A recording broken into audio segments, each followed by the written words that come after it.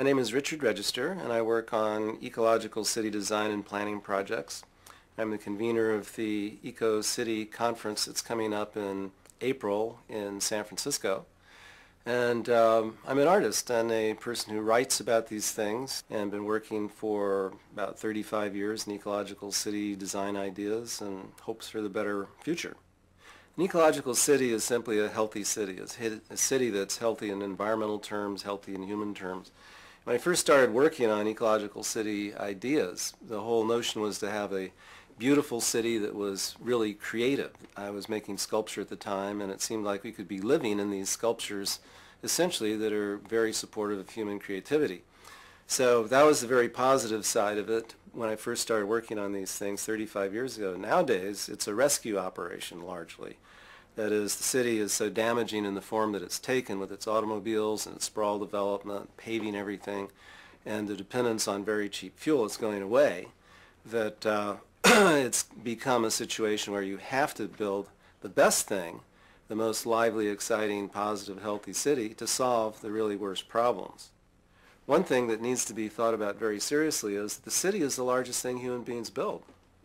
And the interesting thing is that when people talk about global climate change and a lot of issues kindred to the collapsing systems we live in, biodiversity collapse, end of cheap energy coming up very soon, things like that, they don't talk about the largest things human beings build, which is a city.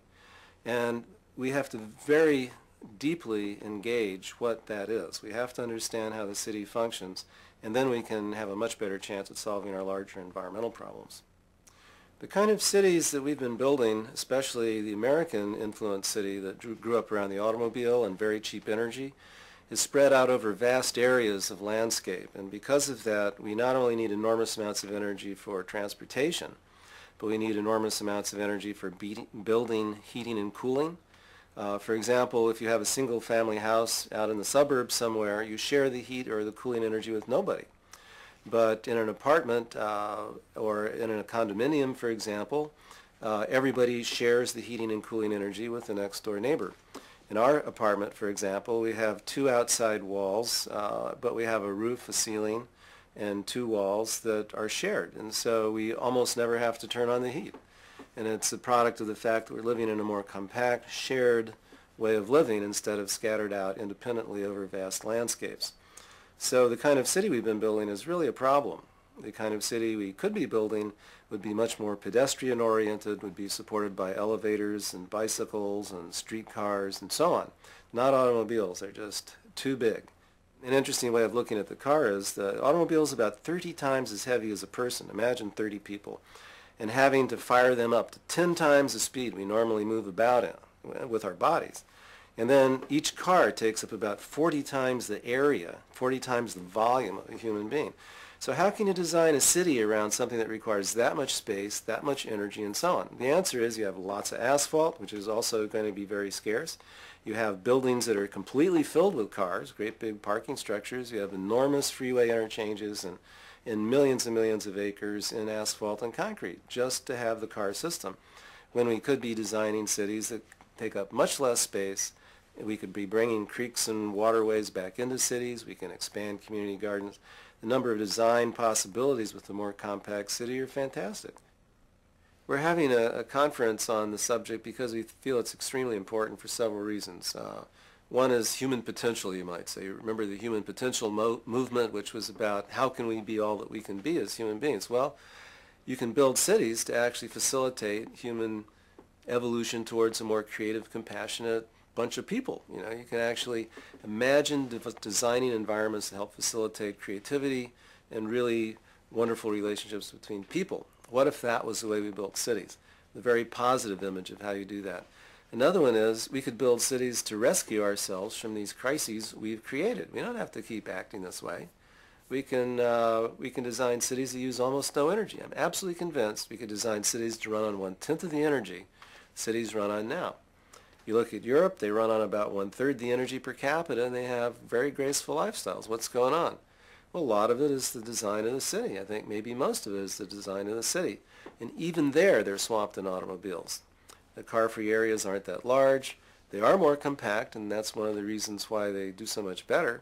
But hey, what if we ran with that? What if we came up with really pedestrian cities? What if we put the architectural features into a city to make it really a lively, new way of addressing our problems?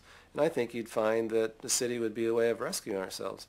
And imagine that cities would be pulling back from sprawl development in many areas, that creeks would be reemerging and real agriculture would come back into the fringes of what is now the fringes of the cities. And you'd have what amount to is the kind of skylines we're used to anyway, but skylines rising up, maybe not as big, but very pedestrian-oriented, very full of life.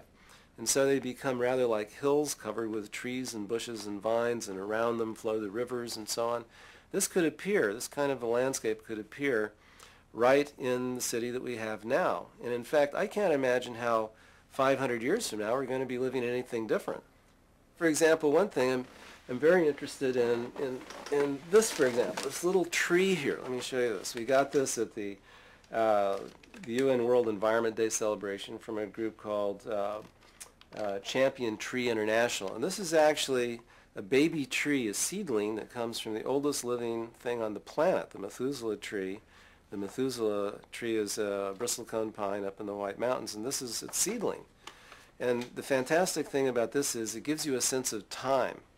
And this plant's father or mother started 4,500 years ago. Imagine this plant living as long as its parent, 4,500 years into the future. And you begin to think of things in a slightly different way. For example, looking back, when this plant is old age, it would be looking back 4,400 years. There'd be no more oil. What then? It looks back 4,300 years, and there's no more coal. They're totally out of fossil fuels. We have to reorganize the way we build cities very soon, or we're in serious trouble. One of the interesting things about this plant's parent was that it was born, or it was sprouted, at the very beginning of urban history on this planet, the same century in which Ur was built, the largest early city in the Sumerian civilization, which I think is kind of an exciting thing to think about.